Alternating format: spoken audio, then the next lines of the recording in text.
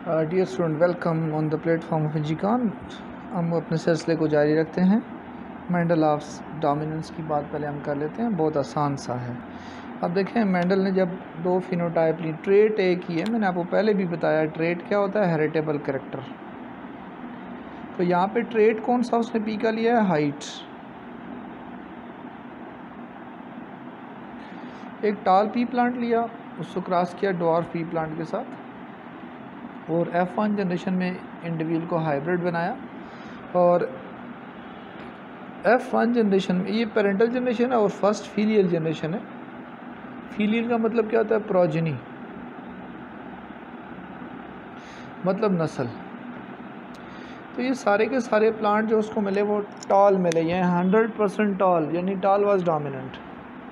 अब ये जो टॉल आपके सामने बना हुआ है, ये होमोजाइगस है या हेट्रोजाइगस है, इस चीज़ को चेक करने के लिए, क्योंकि आप लोगों को पता है कि ये भी तो टाल है यार, ये कैपिटल टी ये भी टाल है, और कैपिटल टी स्मॉल टी ये भी टाल है। तो पौधों के ऊपर तो नहीं लिखा होता ना कि भाई टाल जो है वो क्या है, होमोजाइगस और हेट्रोजाइगस। मैंने आपको बताया ये सारे के सारे हेट्रोजाइगस हैं, ये होमोजाइगस हैं।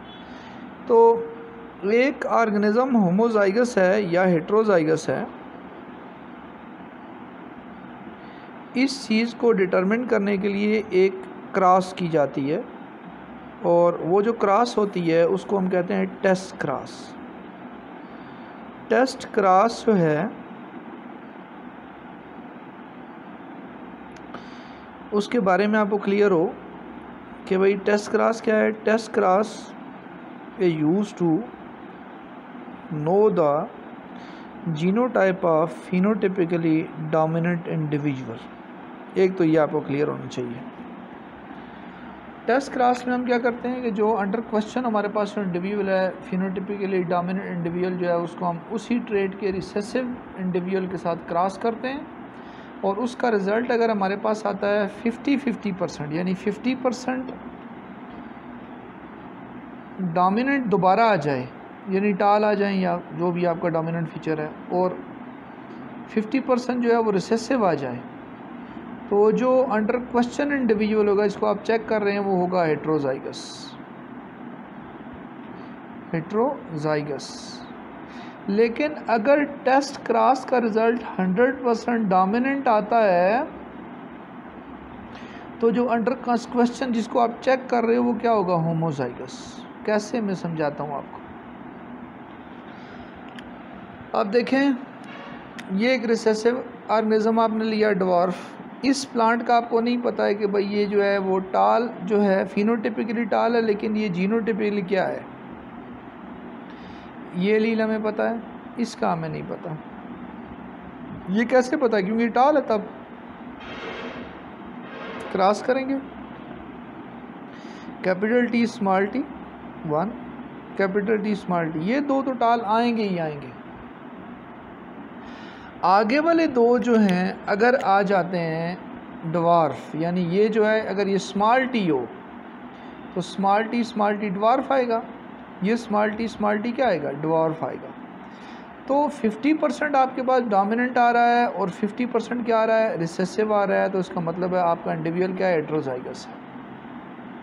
लेकिन अगर आपका इंडिविजुअल जो है वो होमोजाइगस टाल होगा, सपोज कर लेते हैं इसको, तो ये दो तो आपको पता है इसकी वजह से टाल आ रहे हैं। ये भी अगर कैपिटल टी हुआ तो फिर क्या होगा, कैपिटल टी स्मॉल टी, तो 100% क्या आ जाएगा, टाल। तो अगर आपकी टेस्ट क्रॉस का रिज़ल्ट जो है वो 100% डोमिनेंट आ रहा है, तो इसका मतलब है आपका जो इंडिविजुअल है वो होमोजाइगस है, और 50% डोमिनेंट और 50% रिसेसिव आ रहे हैं, तो उसका मतलब है वो हेट्रोजाइगस है। ये आपने याद रखना है। ये लॉ ऑफ डोमिनेंस यानी up to F1 generation. Law of segregation क्या है, अगर आप F1 को F1 के साथ क्रॉस करते हैं, F1 cross with F1, capital T small T cross with capital T small T, तो ये दोनों अलील एक दूसरे से अलग हो जाते हैं। यानी ये देखो, कैपिटल टी आ गया एक गेमीट के अंदर, और ये स्मॉल टी आ गया दूसरे गेमीट के अंदर, कैपिटल टी आ गया एक गेमीट के अंदर, स्मॉल टी आ गया दूसरे गेमीट के अंदर। इसलिए इसे कहा जाता है लॉ ऑफ सेग्रीगेशन, या इसे कहा जाता है law of purity of gametes. अब आप देखें, गेमीट को फ्यूज़ करें, capital T capital T small T, capital T small T and then small T small T. ये आ जाती है F2 जनरेशन। F2 जनरेशन के अंदर ये तीन जो है ये टाल हैं और एक क्या है, ड्वार्फ है। यानी जो फिनोटिपिक रेशो आपके पास आ रही है वो क्या आ रही है, 3:1। Phenotypic ratio is 3:1। जबकि जीनोटिपिक रेशो क्या आएगी, होमोजाइगस टाल कितने हैं, टी कितने आपको नज़र आ रहे हैं, एक है ना 1। हेट्रोजाइगस टाल कितने हैं, टी स्मॉल टी कितने हैं 2 और ड्वार्फ कितने हैं 1। तो जीनोटिपिक रेशो क्या आएगी 1:2:1। फिनोटिपिक रेशो क्या आ रही है 3:1। यानी अगर आपके पास 100 प्लांट हैं, वो आपसे इसी तरह पूछता है, अगर आपने 100 प्लांट जो हैं वो लगाए हैं तो उसमें से कितने प्लांट जो होंगे वो होमोजाइगस टाल होंगे। उसका राइट ऑप्शन क्या होगा,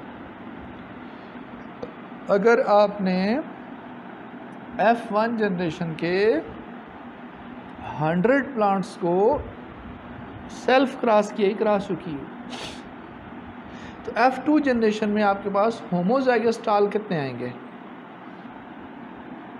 1। होमोजाइगस टाल कितने हैं 1 100 में से 1%, यानी कि 25 आ गया, तो कितना 25 एक हिस्सा आ गया ना 4 का।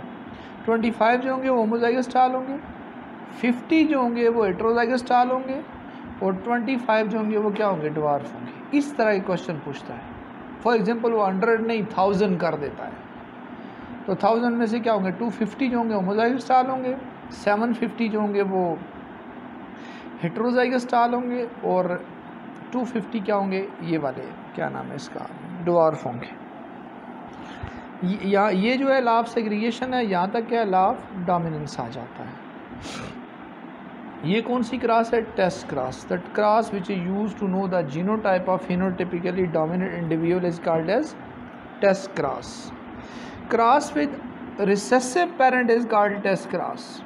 Cross with either parent is called as back cross. क्या बोला मैंने, यहाँ पे हमने ये कंडीशन रखनी है कि जिस इंडिविजुअल के साथ हम क्रॉस कर रहे हैं वो होना चाहिए रिसेसिव।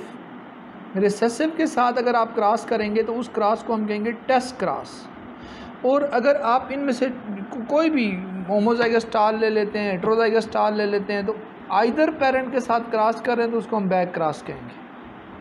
यानी कि every test cross is back cross but every back cross is not test cross. क्यों, बैक क्रॉस में आप किसी पेरेंट के साथ क्रॉस करते हो, लेकिन टेस्ट क्रॉस में आपको ज़रूरी है कि किस साथ करो, और रिसेसिव के साथ क्रॉस करो। तो ये कहानी ये है। ये था Mendel first law of segregation. अभी हम थोड़ी देर बात करते हैं उसके सेकंड लॉ की और फिर हम MCQs करेंगे।